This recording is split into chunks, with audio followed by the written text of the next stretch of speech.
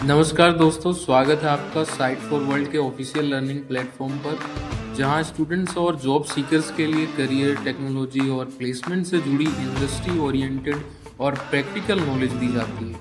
अगर आप अपनी स्किल्स को नेक्स्ट लेवल तक ले जाना चाहते हैं तो आप बिल्कुल सही जगह पर आए हो। चलिए शुरू करते हैं आज का इम्पोर्टेंट सेशन। नमस्ते स्टूडेंट्स, रेडी हो?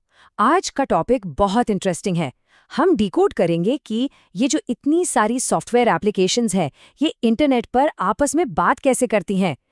थोड़ा टेक्निकल साउंड कर सकता है, आई नो, लेकिन टेंशन मत लो, हम इसे एकदम सिंपल तरीके से समझेंगे। तो चलिए शुरू करें। ओके, तो ये है हमारा आज का रोड मैप। सबसे पहले प्रोटोकॉल जरूरी क्यों है, फिर वेब की दो सबसे बड़ी अप्रोचेस सोप और रेस्ट, इनका शो डाउन करेंगे। उसके बाद रेस्ट के कोर रूल्स क्या हैं वो समझेंगे, और फिर देखेंगे कि आज की मॉडर्न प्रॉब्लम्स के लिए कौन से नए प्रोटोकॉल्स आ गए हैं। और एंड में सबसे इंपॉर्टेंट, अपने प्रोजेक्ट के लिए सही टूल कैसे चुनें। रेडी हो? Let's go. तो पहला सेक्शन, आखिर इन प्रोटोकॉल्स की जरूरत ही क्यों है। आसान शब्दों में ये इंटरनेट पर कम्युनिकेशन के लिए ट्रैफिक रूल्स सेट करते हैं। एक सेकंड के लिए सोचो, एक ऐप आपके फोन पर चल रही है, ठीक है, और उसका सर्वर शायद यूएस में या यूरोप में कहीं है। तो ये दोनों एक दूसरे से बात कैसे करते हैं, उनके बीच में आखिर अंडरस्टैंडिंग बनती कैसे है? कुछ तो कॉमन होना चाहिए ना। तो इसका जवाब है एक कम्युनिकेशन प्रोटोकॉल। सिंपल भाषा में ये बस रूल्स का एक सेट है। समझ लो एक कॉमन लैंग्वेज है जिससे दो अलग अलग सॉफ्टवेयर एक दूसरे की बात समझ पाते हैं, डेटा एक्सचेंज कर पाते हैं। अभी क्या सीखा बताओ? प्रोटोकॉल क्या है? रूल्स का सेट। सिंपल। क्लियर है या कंफ्यूज हो? चलो आगे बढ़ते हैं। ठीक है, तो एक कॉमन लैंग्वेज चाहिए, ये तो क्लियर हो गया। और वेब पर इस लैंग्वेज के दो सबसे पॉपुलर डायलेक्ट्स हैं, एक है सोप और दूसरा है रेस्ट। तो चलिए इनकी इस क्लासिक लड़ाई को देखते हैं। फोकस बना हुआ है। इसको ऐसे समझो, सोप एक स्कूल यूनिफॉर्म की तरह है, एकदम स्ट्रिक्ट रूल्स, सब कुछ पहले से फिक्स है, आप कुछ बदल नहीं सकते। वहीं दूसरी तरफ रेस्ट है स्मार्ट कैजुअल्स जैसा, कुछ गाइडलाइंस हैं बट आपको काफी आजादी, काफी फ्लेक्सिबिलिटी मिलती है। समझ आया डिफरेंस? अब स्क्रीन पे देखो, ये सोप की कॉम्प्लेक्सिटी को बहुत अच्छे से दिखाता है। इसमें सिक्योरिटी, ट्रांजैक्शंस, रिलायबिलिटी, इन सब के लिए कई लेयर्स और स्टैंडर्ड्स होते हैं। सोचो, बैंक ट्रांजैक्शंस या गवर्नमेंट एप्लीकेशंस जैसी जगह जहां हर चीज डबल चेक करनी होती है, वहां सोप जैसी सॉलिड सिक्योरिटी जरूरी हो जाती है।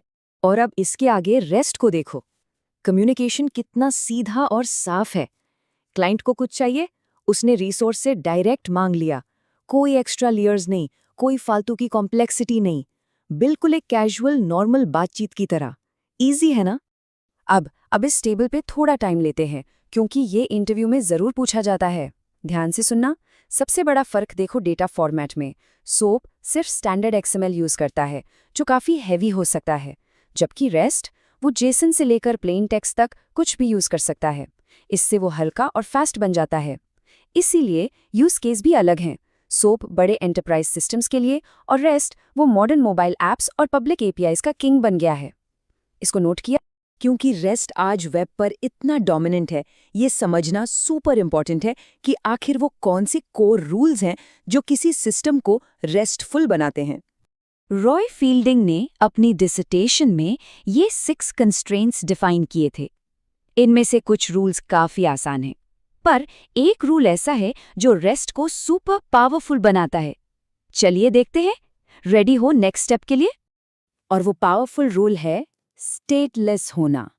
ध्यान से सुनो, इसका मतलब है कि सर्वर क्लाइंट के बारे में कोई जानकारी, कोई सेशन इन्फॉर्मेशन अपने पास स्टोर नहीं करता। क्लाइंट से आने वाली हर रिक्वेस्ट एकदम नई और इंडिपेंडेंट होती है। सर्वर को पिछली रिक्वेस्ट से कोई मतलब नहीं। तो इसका फायदा क्या है? बहुत बड़ा फायदा है।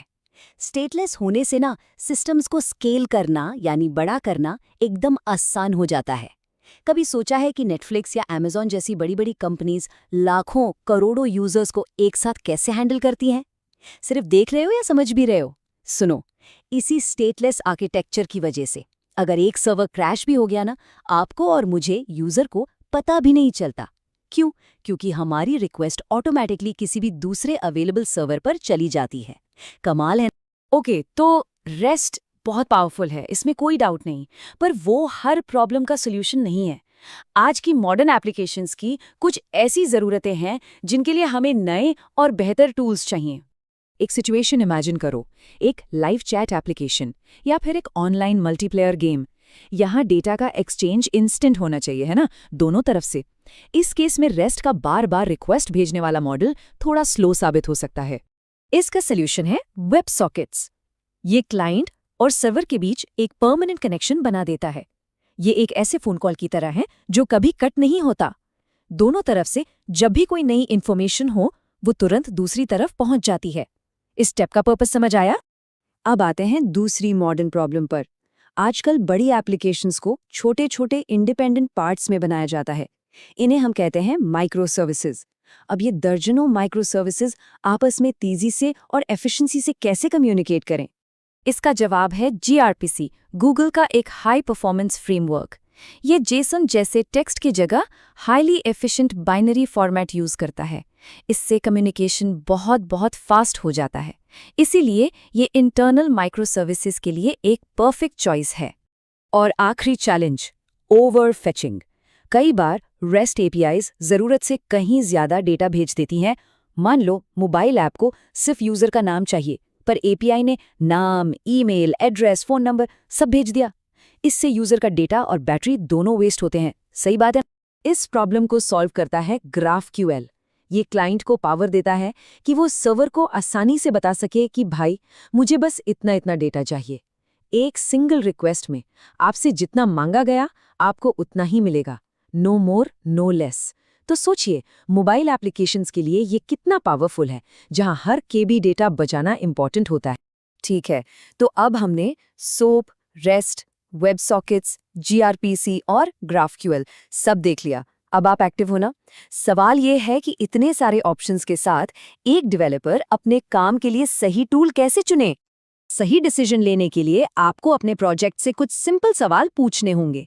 एंटरप्राइज ग्रेड सिक्योरिटी चाहिए? शायद सोप। रियल टाइम अपडेट जरूरी है?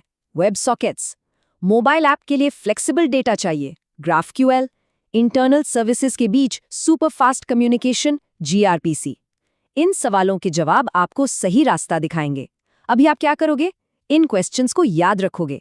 एक और अहम फैसला होता है डिजाइन अप्रोच का, कॉन्ट्रैक्ट फर्स्ट या कोड फर्स्ट। यानी क्या आप पहले रूल्स डिफाइन करेंगे और फिर कोड लिखेंगे, या पहले कोड लिखकर उसे रूल्स जनरेट करेंगे? बड़े प्रोजेक्ट्स में जहां कई टीम्स काम कर रही होती हैं, कॉन्ट्रैक्ट फर्स्ट अप्रोच स्टेबिलिटी और क्लैरिटी लाता है। और आखिर में सबसे जरूरी सवाल, ध्यान से सुनना, सही प्रोटोकॉल चुनना सिर्फ एक टेक्निकल डिसीजन नहीं है, ये एक स्ट्रेटेजिक डिसीजन है जो आपके एप्लीकेशन का फ्यूचर डिसाइड करता है।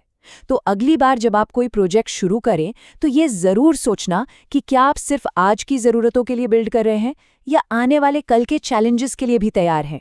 रिजल्ट चाहिए या टाइम पास, ये सोचना जरूरी है। प्रैक्टिस करोगे ना? तो हमारे चैनल को सब्सक्राइब कीजिए और वीडियो को अपने दोस्तों के साथ शेयर जरूर कीजिए।